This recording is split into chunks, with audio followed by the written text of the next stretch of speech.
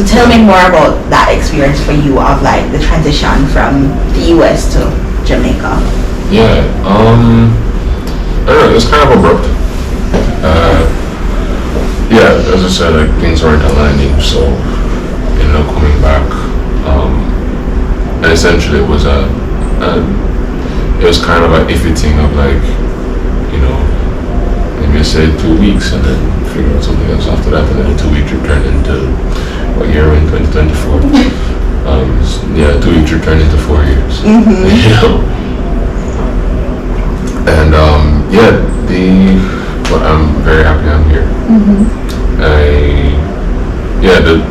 It was just kind of, you know, what's funny is that because of how abrupt it was, like I had like a ton of stuff that was just kind of in the yard, and I didn't get to like get them back here until like a year later. Yeah, it was because of the pandemic, lack of everything. Yeah. There's no mobility for anything, so just kind of, you know. Yeah. But yeah, I mean, I came back, and you know, the great thing about what I do and stuff, like I was only really working at the galleries just to kind of like have some form of stability while I got myself off the ground. And yeah, I came back and just, you know, continued what I could do. Yeah. While I was in college, I was also like, my contribution in being studying abroad was, you know, I would find my rent and find my living expenses. Got you. So I, you know, I was doing design work or doing illustration work on the side, and I was working on campus as well. Really, I didn't really have much of a choice of any of those things because like there's only so many hours you can work on campus, right, and you can't pay rent with just that full time. So yeah, that was kind of personal, I guess. But like also being involved in the community there, just kind of translated well into the business that I currently run called Solas, and yeah, that's what I've been doing since 2018 till now. Crazy. So I don't think I digested that you started the work there, right? Or like the portfolio of work that you were doing at that time is, you know, what laid the foundation for the work you've been doing here. Tell us more about that. Tell us more about Solas Inc. Tell us more about being a creative director. Tell us more about what it is that you do and what your days look like and how they vary. Yeah. So as I said, 2018 started formally registered Solas Inc. As just a creative business. It started out as just me just kind of doing whatever design jobs or doing whatever creative jobs I could get at the time. And that turned into me trying to, you know, strategize and figure out the best way to scale and take on bigger projects. And that included, you know, getting more people involved and hiring people on contract as needed. So yeah, so essentially after doing everything design center that I could get my hands on, kind of narrowed it down into like 3 sub-industries, which is branding and design, creative direction for recording artists especially, so, you know, album covers, animation, video, tour assets, merchandise, all that kind of stuff. And then that turned, and then also public art, so murals and that kind of thing. So yeah, and then you post things online, people call you.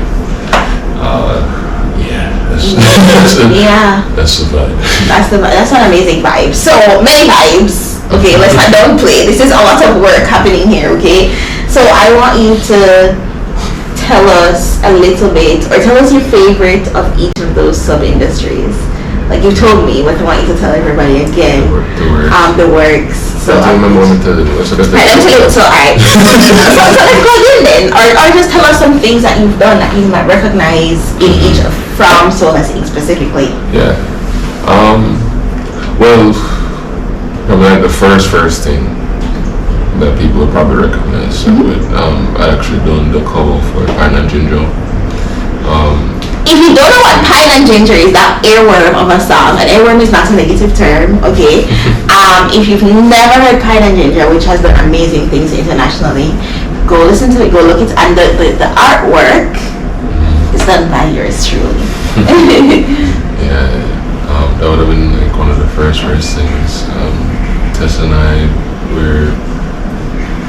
we actually ended up being roommates in LA. He was one of the friends. I was just gonna ask because I know he's based in LA. Did you? Yeah. Oh, that's crazy. He's back on foot. Got you. He and I, Tess. So I roomed with Tess, Zach Jones, and producer named Chris Harris. Okay. And yeah, it was a good time. But anyways, yeah, that was one of the things we've done. We've done work for like Hector Lewis, also for Runkus, Sean Paul, Protege. Slowly, Hector Lewis, who is in the one. So I guess by the time this airs, the movie would have been out already. But the One Love, Bob Marley movie, and he's a drummer for Chronics, I believe. And you said Runkus and Protege. Sean Paul.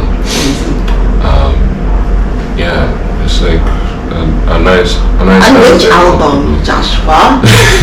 Is it the Grammy-nominated album, Joshua? It is Grammy-nominated. Yeah, and Runkus as well. So his work has contributed to the, I guess, recognition of some of those works. And I think the work is stunning. Not just saying that because he's my guest, but I think that it's really. I think with album and cover art, you want something that really speaks to the project, and I think.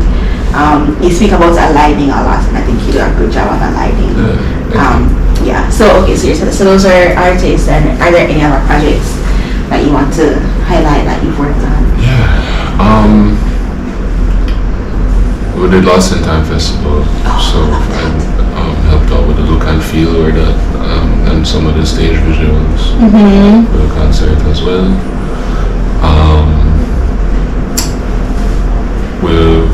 We restored the coat of arms, the metal, I guess, structure outside of the National Stadium. So we did that during Jamaica 60.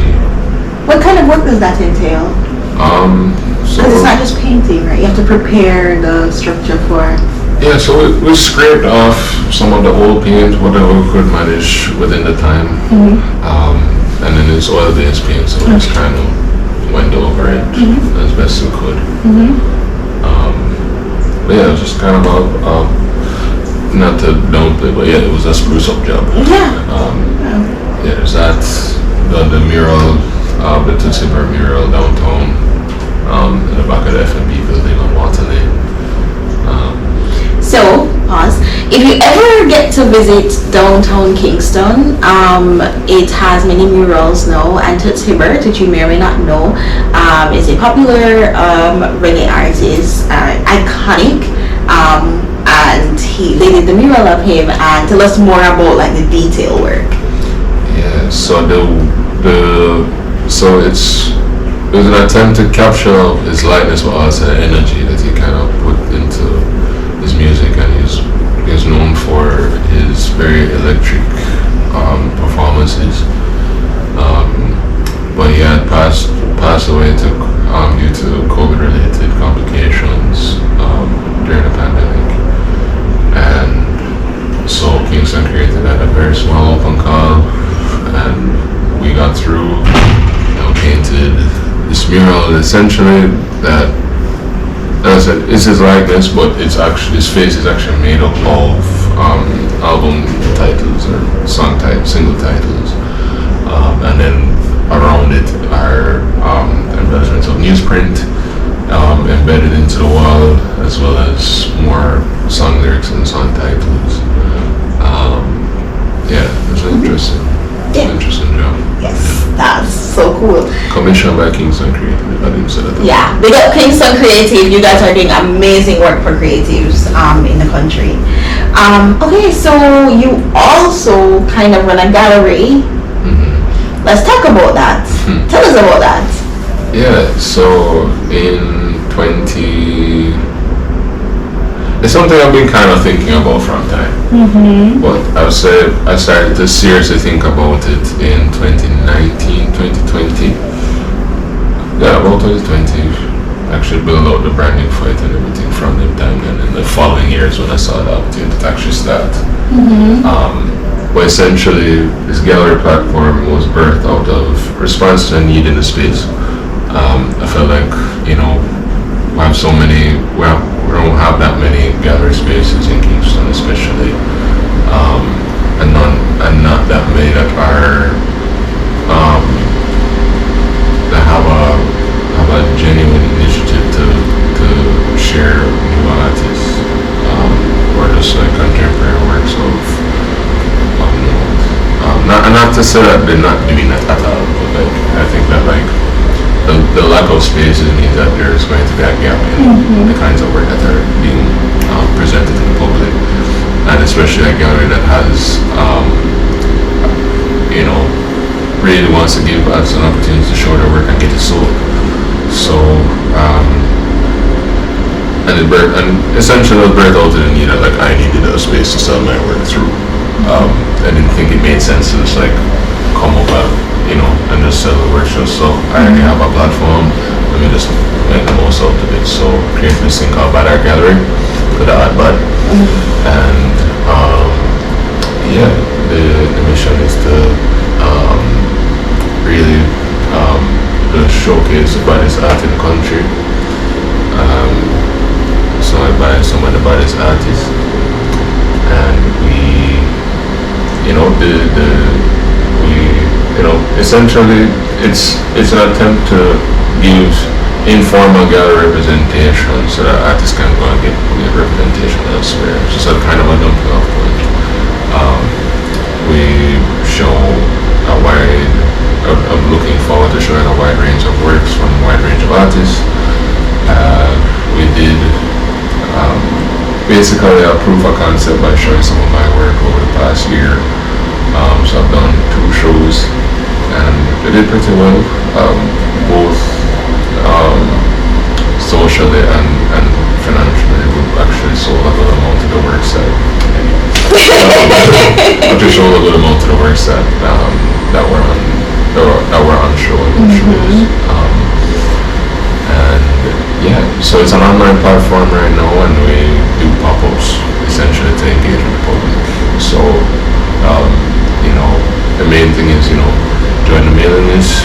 You can get the latest on what we're doing. You can see all the group shows that we plan to do in the coming year. And yeah, if you need, you know, we have a wide range of stuff. You know, things that are in the $3,000 US range to things that are at $200 Jamaican. You know, it's a decent range of stuff. So yeah. That's awesome. And so you did say, for example, for artists who are interested in reaching out, you did say you have one foundation, and it was about the current, like within 5 years, you said? Yeah. You want fresh stuff. Yeah, we try to keep it pretty fresh. I know, I think that like, there's only so much that you can do with work, or there's only so much impact that investing works of people who have long gone can do. I think that people who are making work now should be made priority. So my interests are works that are made within the past 5 years.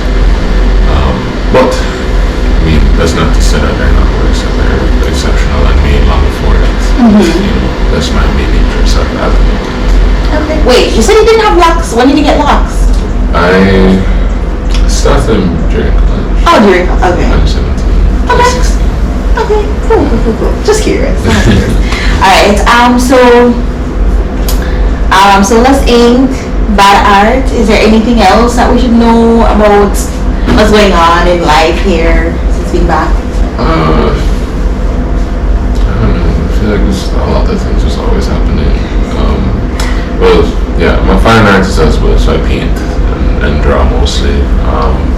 I do photo and video, art pieces as well as performance art.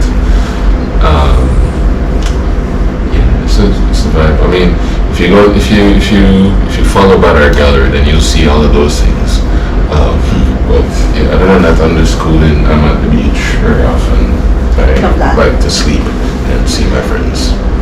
That's awesome. That's a summary. That's awesome. And also your friends in the creative space as well, or just different industries?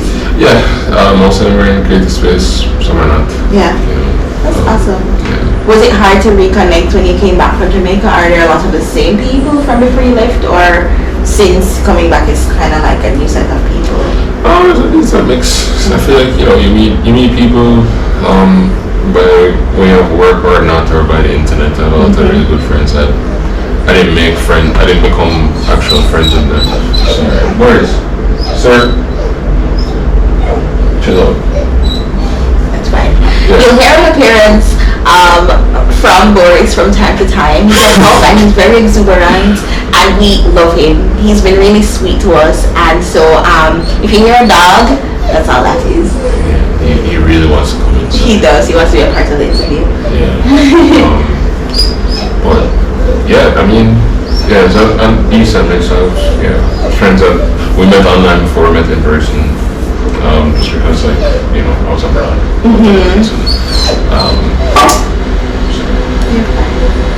But yeah.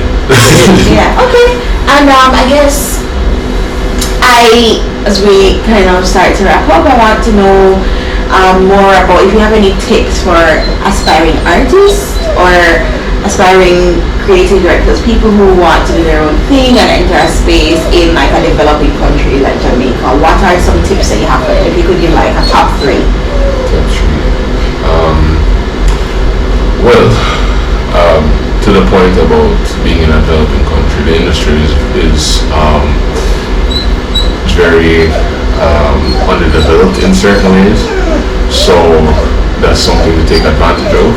But at the same time, something to be very mindful of as well, because if you're in this industry, you are chances are you have to wear various hats on one project. You have to be mindful of how much energy you're investing in these projects where that is concerned. So you can often just pick your buttons, pick what you actually want, and be very specific and very deliberate about what your personal scope is when you enter this space. A simple just do it. Nobody's asking you for any of these things, but nobody's making any either. So if you want something, just do it. Hope for the best. And I think just hope for the best, make sure it's going. You all know how to make sure everything's going. And sleep.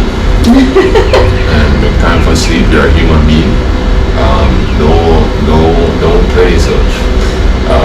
You drive a car, you drive it around whole week, you have to stop the gas at some point.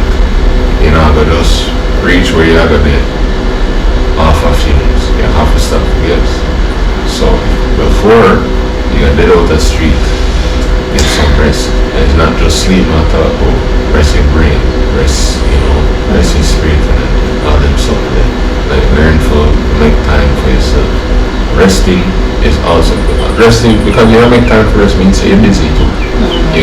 And people say, asking if you're busy, yeah, you're busy asleep, nothing wrong. You know what I mean? I have a lot more, but yeah. No, please, literally, that's what this is for. I want this to be a resource for anybody, so go right ahead. Alright, let's do this. Yeah, those are the main ones I think about right now. My thing is, I've come to realize that like the entrepreneurial bug isn't something that infects everybody. Most people in the creative space, and even if it is a case where like you're somebody that wants $1 bajillion by the time you did, that $1 bajillion don't mean nothing if you don't have a full life. So balance. It don't make sense you reach whatever your big goals are and you don't have any energy to even like reap the benefits of those things. You don't have the mental capacity to enjoy those things or just don't give up on the the human things like eating and eating on time and sleeping on time. Give yourself time for recreation, which is something I'm realizing more and more is so important. I'm approaching 30 and feel as though I don't have no hobbies. Like my job is my hobby. I need to find something else. But yeah, I guess I have a dog now, as you can hear. So he's one of my Hobbies. Oh, he's a full-time job. He is. Sir, we're soon done. We're almost done. He's coming. Yeah. Oh, that's great. Joshua was preaching, okay? He was preaching. Listen, the sleep, the self-care, the taking time even in a creative space, in a creative field, you need time away from the work so that you can come back fresh and you can come back to create even more. So I guess I have two last questions. The first one is about if there was anything you saw done when you were in the US in a creative space, in the galleries, in school, that you think could be implemented here on a public scale, what would that be? I think most of the things that need to be done most urgently are things where it's just like cultural perception generally. I don't think anything can be effective unless we have a general shift in mindset, which I am seeing. I think there is a general understanding of what creative value is and how it benefits society. Just a general attitude towards compensation has shifted a lot in the past couple of years. A lot of the things that I do now were like what my peers are doing now would not be possible 5-10 years ago. Facts. What do you mean you want to get paid for making this poster? What do you mean? Yeah, unthinkable. But yeah, it's not something that you're asking a little cousin for doing. Right. Something that you're asking A professional. He went to school for this, people. Pay up. And even if I didn't, Even if you didn't, right? It's work that's done. Yeah. So big up to all my self-taught people. You know what I mean? Like Facts. School not for everybody. Facts. But the reality is that there's a general shift. We could be doing more. I'm very happy to be here while the shift is happening. I always said that was part of why I thought I came out of here. I felt like maybe there's a bit more work to be done as far as a cultural shift needs to happen. But thankfully, we're on track. I came right on time. I feel it. But things that we could do, I mean, it does lie in that cultural shift, but also there's, we need to be making more spaces. As we've been saying, we need more formal dialogue as it regards to what we're doing here, what this thing is. I think that there's a lot of movements that are going undocumented in the creative space. Things I would highlight are things like the mural film that happened, that kind of jolted out before the pandemic, and then kind of just kind of got a boost post-pandemic. Just the general film, and also the film industry, and how the investment in the film industry is going to help the rest of the community. Things like the decentralizing of the economics of the music industry as well. Like in the creative space, from my observation, is a lot on not peer reviewed, but in my observation, creative space is funded by the music, and while that's great and all, and the music then feeds everybody else, they're feeding film, they're feeding the visual artists, they're feeding designers, they're feeding stylists, fashion, everybody. While that's happening, we also have very powerful and very strong influence in all those other aspects as well. But they're not seeing the kind of return that music is. And I think that if we can shift focus, not necessarily to ocean music, but let's just say, alright, well also we'll have some really powerful conversations happening in the fine art space. We'll have some very powerful conversations being had in film as well. We're not very exceptional Jamaican filmmakers and Jamaican Jamaica diaspora, or people who are in the diaspora as well, who are making great films and great content in general.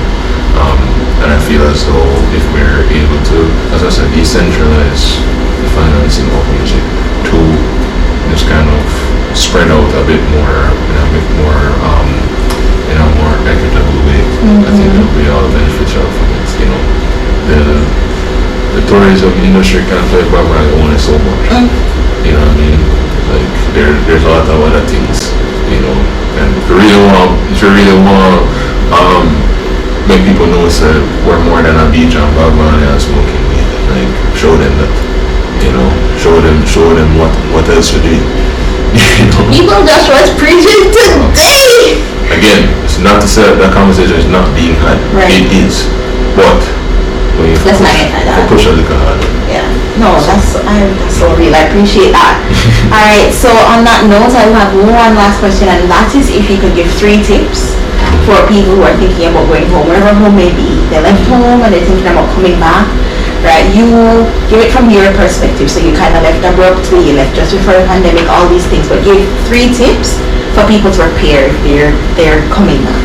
Okay, I'm going to try and not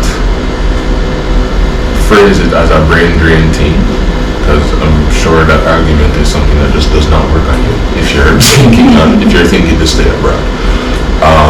But the reality is that people want to be here. People are happy to have you here. People are happy to have your expertise. You know, I am somebody who just generally I just don't work in the employment network. Me personally, that's just me. Not to say that I wouldn't do that later on in life. So I'm somebody who has had to make space for myself. And I think that like if you go abroad and come, if you had enough guts and enough like initiative to go and set up shop elsewhere, chances are you have enough guts and enough set up shop here, or wherever you're from. You know, make it work if you really want to make it work. You know, yeah, like the thing is, there is some novelty in living elsewhere. So everybody's like, oh, you live abroad? Okay, cool. So it's a lot easier to get things done. Just for that very reason. Facts. Especially in developing countries. Yeah, for sure. I would share as well, share this relative was second something that I didn't share. So, and SR, I had to do some work on, in college, it's called the culture game. Or it brings up, I don't know what it's actually called, but it cites this thing called the culture game. And what it purports is that it cites 3 instances of artists who lived somewhere that was not their home. Living and working somewhere that's not their home and their experiences in that. I feel like my professor was kind of being possessive because I was in the class, but I don't know. Anyways, it only really applied to me. So, so it was like, okay, it's interesting. But you know, big up art history. But yeah, the SF sites, just their experience. Like it was like a French artist sitting in Portugal, or, you know, that kind of thing. The culture game itself is this thing where you know, the prize is acceptance or ease of living, I guess.